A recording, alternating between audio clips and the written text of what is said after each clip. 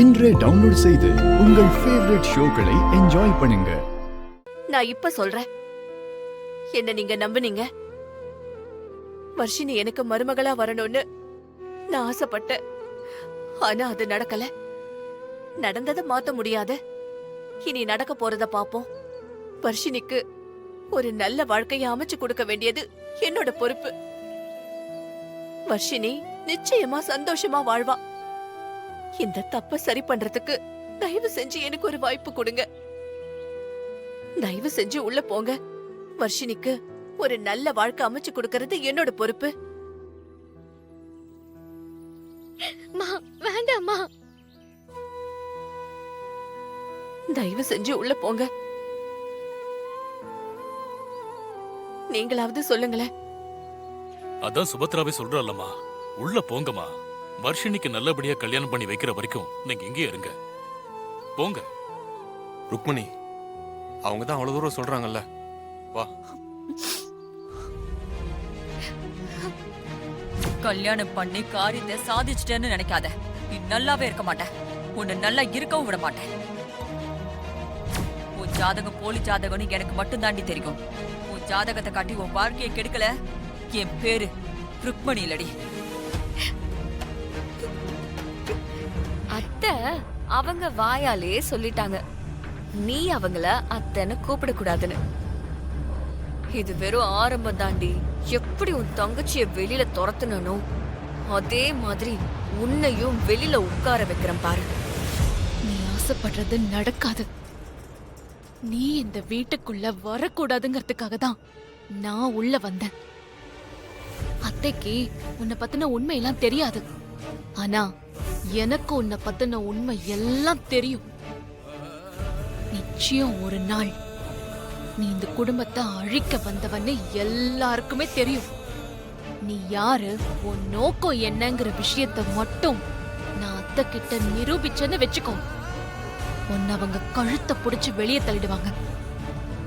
இப்ப சொல்றேன் கேட்டுக்கோ. நீ வாழ்ற இந்த வாழ்க்கை என் தங்கச்சி வர்ஷினியோட வாழ்க்கை. அவதான் ராகவ கல்யாணம் பண்ணிக்கிட்டு இந்த வீட்டுக்கு மருமகளா வர வேண்டியவ. நீ யாரு, எதுக்கு இங்க வந்திருக்க, உன் உண்மையான சுயரூபம் என்னங்கறத எல்லாத்தையும் இங்க இருக்கிற எல்லாருக்கும் நிரூபிச்சு அத்தை கையாலேயே உன்னை கழுத்தை புடிச்சு வெளியே தள்ள வைக்கல என் பேரு இசை இல்லடி. என்ன சேலஞ்சா? ஏய், இப்ப சொல்றேன் கேட்டுக்கோ. என்ன பத்தி நீ சொல்றது எல்லாமே உண்மைதான். நான் யாரு என்னன்னு இந்த ரம்யா, அதான் அந்த அப்ரூவல், அவ சொன்னது எல்லாமே உண்மைதான். என்னோட குடும்பத்தை செதைச்ச உன்னோட அத்தைய கண்கலங்க வச்சு ஏண்டா இந்த குடும்பத்துல இருக்கோன்னு சொல்லி மனவேதனைப்பட்டு நிம்மதி இல்லாம இதே வீட்ல எங்க அம்மா தூக்குல தொங்குன மாதிரி உங்க அத்தைய நான் தூக்குல தொங்க வைக்கல.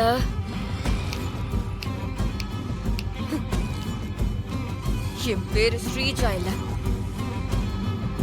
எங்க அம்மா உன் கழுத்துல தாலியை கட்டுன்னு சொல்லும் போதே நான் முடியாதுன்னு சொல்லிருக்க முடியும். எங்க அம்மா கிட்ட சொல்லி தாலி கட்டாமலும் பண்ணிருக்க முடியும். ஆனா எங்க அம்மாவுக்கு உன்னை பத்தின உண்மை தெரியணும். இல்லனா நீ தியாகி ஆயிடுவல்ல. கடைசி வரைக்கும் எங்க அம்மா உன் வாழ்க்கை போச்சு, ஒரு பொண்ணோட வாழ்க்கை போச்சு. அதுக்கு அவங்க பையன் தான் காரணம்னு கண் கலங்கிட்டு இருப்பாங்க. ஏன்னா என் அம்மா ஒன்ன மாதிரி கிடையாது. ஒரு எறும்புக்கு கூட பாவம் பாக்குறவங்க. ஒன்ன மாதிரி கூட பழகிற ஃப்ரெண்டைய கொலை பண்ற கொலைகாரி கிடையாது. நீ யாரு, எதுக்காக இந்த நாடகத்தை போடுற, உன் சுயரூபத்தை உன்னை நல்லவன் நினைச்சிட்டு இருக்கிற என் தம்பிக்கும் எங்க அம்மாவுக்கும் நான் வெளிச்சம் போட்டு காட்ட வேண்டி. அது உன்னால முடியாது ராகவ். ஏன்னா இப்ப நான் உன் மனைவி. நீ என் கழுத்துல தாலியை கட்டியிருக்க. இங்க பாரு. ஏய், உன் கழுத்துல கட்டினது தாலி கிடையாது. தாலிய பத்தி பேசுறதுக்கு உனக்கு என்னடி தகுதி இருக்கு?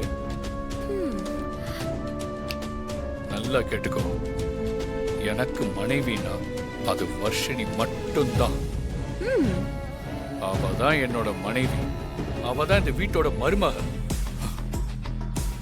நீ கிடையாது. உன் கழுத்துல நான் கட்டினது தாலியும் கிடையாது. என் குடும்பத்தை அழிக்கிறதுக்கு நீ என்ன வேணாலும் பண்ணுவேன்னா, என் குடும்பத்தை காப்பாத்த நானும் என்ன வேணாலும் பண்ணுவேன். நீ யாருன்னு எல்லாருக்கும் தெரிஞ்சதுக்கு அப்புறம் உனக்கு இருக்கு. உன்னை எங்க அம்மா என்ன பண்ணுவாங்கன்னு அப்ப தெரியும். யாரு யாருகிட்ட வந்து சிக்கியிருக்கான்னு.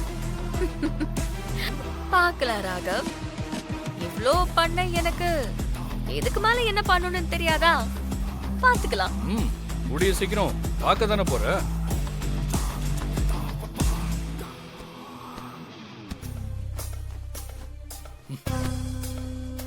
இனிமே நீ கீழே படுத்து இந்த வீட்டுக்கு ஒரு வேலைக்காரியா இருக்க. ராத்திரி முழுக்க நம்ம 2 பேரும் ஒரே ரூம்ல தூங்க போறோமா ராகவ்?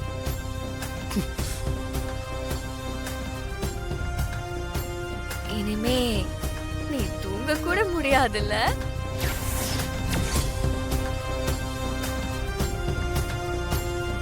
ஸ்ரீஜா மட்டும் யாருன்னு தெரிஞ்சிருச்சுன்னா நீங்க மட்டும் இல்ல, அத்தையே அவளை வீட்டை விட்டு வெளியே அமிச்சிருவாங்க.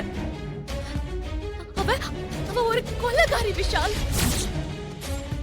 அதை என் கண்ணால நான் பார்த்தேன். அவ அவ ஃப்ரெண்டு ரம்யாவ காரை ஏத்தி கொன்னுட்டான். சரி, நான் உங்களுக்கு எல்லாத்தையும் சொல்றேன்.